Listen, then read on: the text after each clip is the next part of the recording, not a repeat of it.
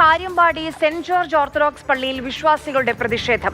പള്ളിയുടെ വരുമാനത്തിനായി തുടങ്ങിയ കണ്ണാശുപത്രി സ്വകാര്യ സ്വത്താക്കി മാറ്റാൻ ശ്രമിക്കുന്നു എന്നാരോപിച്ചാണ് പള്ളി പൂട്ടി പുറത്ത് പ്രാർത്ഥന നടത്തി പ്രതിഷേധിച്ചത്. എം കമൽ തയ്യാറാക്കിയ റിപ്പോർട്ട് കാണാം. സുൽത്താൻ ബത്തേരി ഭദ്രാസനത്തിന് കീഴിലുള്ള കാര്യമ്പാടി സെന്റ് ജോർജ് ഓർത്തഡോക്സ് പള്ളിയിലാണ് വിശ്വാസികൾ ഞായറാഴ്ച പള്ളിക്കകത്ത് കുർബാന നടത്താതെ പുറത്ത് പ്രാർത്ഥന നടത്തി പ്രതിഷേധിക്കുന്നത്. ഒരു ദിവസം പോലും ഇവിടെ കുർബാന, കോവിഡ് കാലത്ത് പോലും കുർബാന മുടങ്ങിയിട്ടില്ല ഈ പള്ളിയിൽ.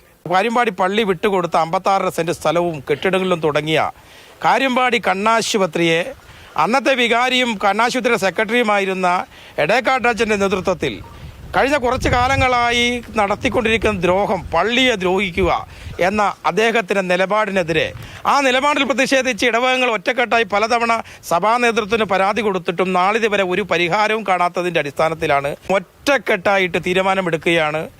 നമ്മുടെ പള്ളിയുടെ വിഷയം, കണ്ണാശുപത്രിയുടെ വിഷയം ശാശ്വത പരിഹാരം കാണുന്നവരെ കാര്യമ്പാടി പള്ളിയിൽ ഇനി കുർബാന അടക്കമുള്ള കാര്യങ്ങൾ നിർത്തിവെക്കണമെന്ന പൊതുയോഗ തീരുമാനത്തിന്റെ അടിസ്ഥാനത്തിലാണ് വികാരി അച്ഛന് പള്ളിയിൽ പ്രവേശിക്കാൻ പറ്റാത്ത രീതിയിൽ പള്ളി പൂട്ടുകയും പുറത്ത് പ്രാർത്ഥന അടക്കമുള്ള കാര്യങ്ങൾ നടക്കുകയും ചെയ്യുന്നത്. എടേക്കാട്ടച്ചൻ സെക്രട്ടറി 40,000 രൂപ ഓരോ മാസം എഴുതിയെടുത്തുകൊണ്ട് പോകുന്നത്. ഇത് ഒരു കൂട്ടുകച്ചവടം പോലെ 4-5 ആളുകളുടെ സ്വത്തായി മാറിയിരിക്കുകയാണ്. 40 വർഷമായി കാര്യമ്പാടി പള്ളിയും കണ്ണാശുപത്രിയും ഉപയോഗിച്ചിരുന്ന കുടിവെള്ളം, ആ കണക്ഷൻ പള്ളിക്ക് കട്ട് ചെയ്യാന്ന് പറഞ്ഞ ഒരു വൈദികൻ കട്ട് ചെയ്യാന്ന് പറഞ്ഞാൽ ആലോചിച്ച് നോക്കുക, നമുക്ക് ചിന്തിക്കാൻ പറ്റുമോ? രാവിലെ വൈദികന് കുർബാന അർപ്പിക്കാൻ വേണ്ടി തൊട്ടടുക്ക വീട്ടിൽ നിന്ന് ബക്കറ്റ് വെള്ളം കൊണ്ടുവന്നാണ് പരിശുദ്ധ കുർബാനയ്ക്ക് മേൽ വികാരി അച്ഛൻ കുളിച്ചത്. പരിശുദ്ധ കാതോലിക്ക ബാബ സഭയുടെ മേലധ്യക്ഷൻ കൊടുത്ത ഒരു കൽപ്പന ഇതുവരെ അനുസരിച്ചില്ല നമ്മുടെ ആ സഭയിൽപ്പെട്ട കോറപ്പിസ്കോപ്പ പദവിയിലിരിക്കുന്ന വൈദികൻ.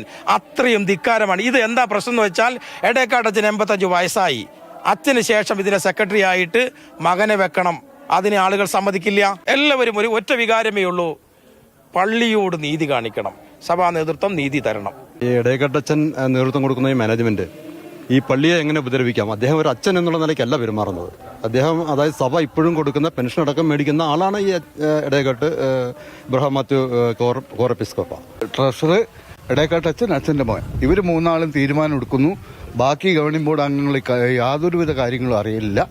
എല്ലാം അവരുടെ സ്വന്തമായ രൂപത്തിലാണ് നടക്കുന്നത്.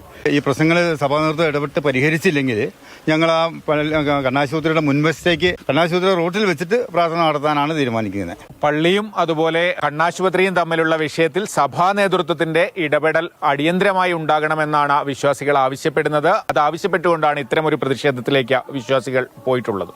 കമൽ, മാതൃഭൂമി ന്യൂസ്, വയനാട്.